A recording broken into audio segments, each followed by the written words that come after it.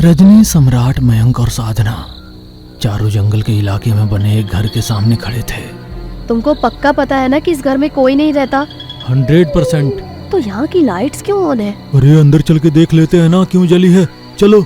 चारों अपने सामान के साथ घर के अंदर चले गए। एक बड़ा सा हॉल जिसमें चिमनी में आग जल रही थी, सोफा सेट लगा हुआ था, एक टेलीफोन और बराबर में जाता हुआ कॉरिडोर। कोई है? Anybody is here? सामने से कोई जवाब नहीं आया तो चारों खुश हो गए। वाह मेरी जान, तुमने तो कमाल कर दिया। Nobody is here। ऐसा कहते हुए रजनी सम्राट के गले लग गई। मुझे पता था तुमको अच्छा लगेगा। चारों खुशी से उस घर को देख रहे थे। उनको खबर नहीं थी कि एक बेहद भयानक बूढ़ी चुड़ैल सीलिंग पर चिपकी उनको देख रही थी। उसके मुंह से हल्का हल्का खून टपक रहा था। जैसे ही खून रजनी के कंधे पर गिरा तो वो हंसते हंसते चुप हो गई। चारों ही ये देखकर थोड़ा चौंक पड़े। उन सभी ने एक साथ ऊपर देखा तो पाया कि उनके ऊपर लगे झूमर पर एक छिपकली लटकी हुई है। अरे ये तो छिपकली का खून है। मुझे नहीं लगता कि ये खून छिपकली का होगा। अरे बेबी, इतना ओवर मत सोचो प्लीज। चलो हम कमरे में जाकर देखते हैं ठहरने का इंतजाम कैसा है। चारों वहां से चले गए। वही आत्मा जो कुछ देर पहले छत से चिपकी थी दरवाजे के पास खड़ी मुस्कुरा रही थी। उसने कुछ कदम आगे बढ़ाए और फिर गायब हो गई। मैं जरा फ्रेश होकर आती हूँ, इतने तुम यही मेरा इंतजार करो। ऐसा कहकर रजनी बाथरूम में चली गई। जल्दी आना जान। तभी बेड के नीचे से एक हाथ बाहर आया जिसने सम्राट का पैर पकड़ लिया। सम्राट चौंक पड़ा और जमीन की तरफ हैरानी से देखने लगा। हिम्मत करके उसने एक झटके के साथ बेड के नीचे देखा। Thank God. लेकिन वहां कोई नहीं था। जैसे ही सम्राट खड़ा हुआ, सामने रजनी मैरून कलर की बहुत ही हल्की नाइटी पहने हुए खड़ी थी। तुम इतनी जल्दी कैसे फ्रेश हो गई? अभी बताती हूँ कैसे हुई। उसने एक धक्का देकर सम्राट को बेड पर गिरा दिया और फिर उसके ऊपर आ गई। अरे क्या हो गया है तुमको? आज मैं तुमको कच्चा चबाने वाली हूँ। बहुत दिनों के बाद मौका मिला है। अच्छा। सम्राट ने उसके बाल पकड़े और एक करवट के साथ सम्राट उसके ऊपर आ गया। रजनी नीचे हो गई। अब देखते हैं कौन किसको चबाता है। ऐसा कहकर सम्राट रजनी से लिपट गया। कुछ देर के लिए उसने आंखें बंद कर ली। रजनी अचानक से उसी भयानक बूढ़ी चुड़ैल में तब्दील हो गई। उसने सम्राट के कंधे पर अपने पहने दांत गाड़ दिए और मांस का एक टुकड़ा उसके मुंह में फंसा रह गया। सम्राट ने आंखें खोली तो वो कमरे में अकेला था। तभी रजनी बाथरूम से निकलकर बाहर आई। सम्राट उसको फटी आंखों से घूरने लगा। अरे सम्राट, ये क्या हुआ तुमको? किसने किया ये?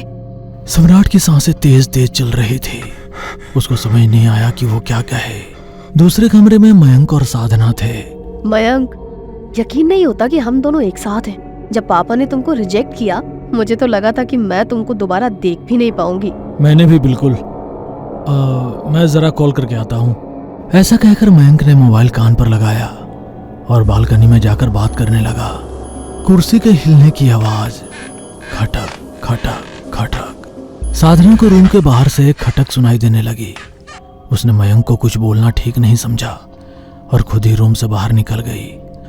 वहां जाकर उसने देखा कि कॉरिडोर में कोई नहीं है और हॉल में रखी एक कुर्सी अपने आप हिल रही है। कौन है वहाँ?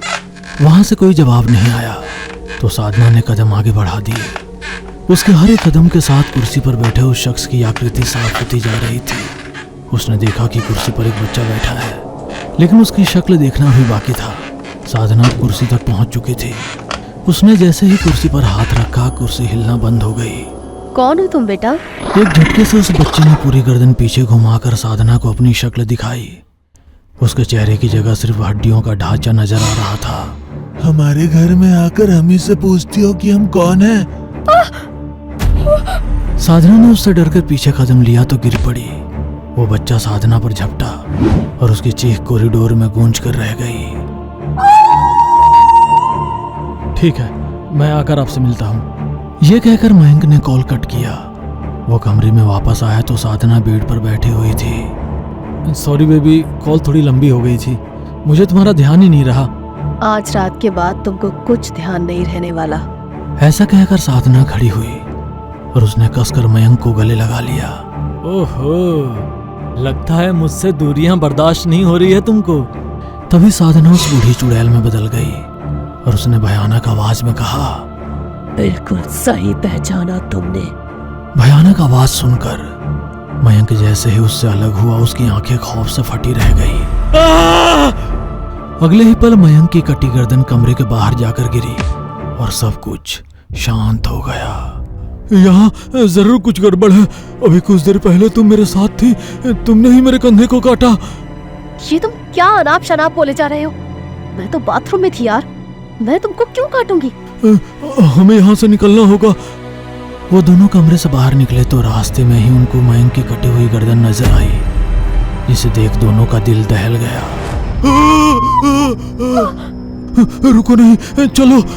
वो दोनों भागकर हॉल में पहुंचे तो वहां साधना की लाश पड़ी हुई नजर आई, जिसको देखकर उनके डर का कोई ठिकाना नहीं रहा। तभी अचानक से उसी बुढ़िया ने पीछे से रजनी का हाथ पकड़ा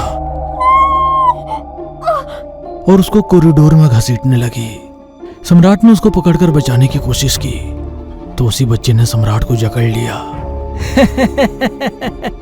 मुझे नया दोस्त मिल गया, अब हम मजे से खेलेंगे। ऐसा कहकर वो बच्चा सम्राट को एक कमरे में घसीट कर ले गया। इस तरह वो बूढ़ी चुड़ैल भी रजनी को एक कमरे में ले आई थी। मुझे छोड़ दो प्लीज, मुझे छोड़ दो, मुझे छोड़ दो प्लीज, मुझे छोड़ दो। इतने दिनों बाद तो हमारे यहाँ मेहमान आए हैं, ऐसे कैसे छोड़ सकती हो? उसने रजनी का हाथ पकड़कर उसकी कलाई अपने दांतों तले दबा ली। तभी धड़ाम से दरवाजा खुला और सम्राट कमरे में दाखिल हुआ। सम्राट के हाथ में एक ओम का पेंडेंट था, जिसे उसने बुढ़िया की आंखों के सामने कर दिया।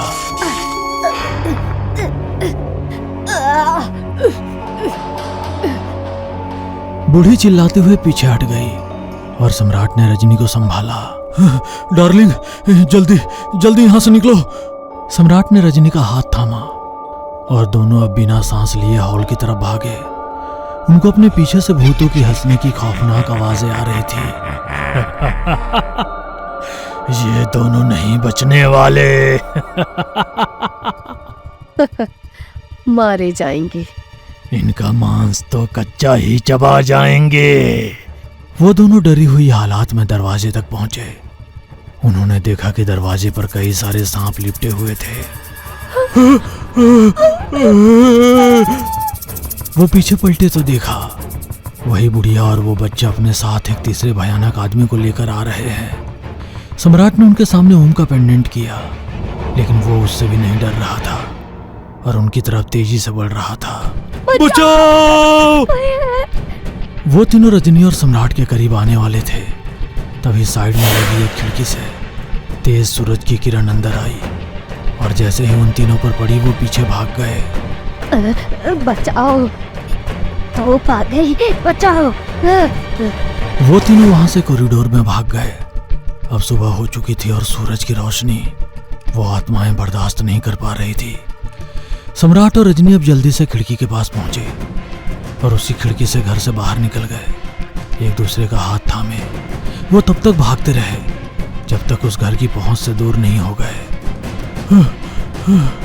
हमें अब भागकर और समय बर्बाद नहीं करना चाहिए। एक दूसरे के परिवार वालों को बता देना चाहिए कि हम एक दूसरे के बगैर नहीं रह सकते। तुम ठीक कह रहे हो। ऐसा कहकर सम्राट ने अपने पापा को कॉल लगाकर कहा कि वो घर वापस आना चाहता है, लेकिन अकेला नहीं, रजनी के साथ। इस पर उसकी मम्मी और पापा दोनों ही राजी हो गए। सम्राट ने खुश होते हुए रजनी को गले लगाया और फिर दोनों अपने रास्ते हो लिए। 3 दिन बाद रात के टाइम एक और जोड़ा जो घर से भागा हुआ था उस भूत बंगले के सामने खड़ा था। दोनों ने एक दूसरे को मुस्कुरा कर देखा और फिर भूत बंगले के अंदर चले गए। भूत बंगले में आपका स्वागत है।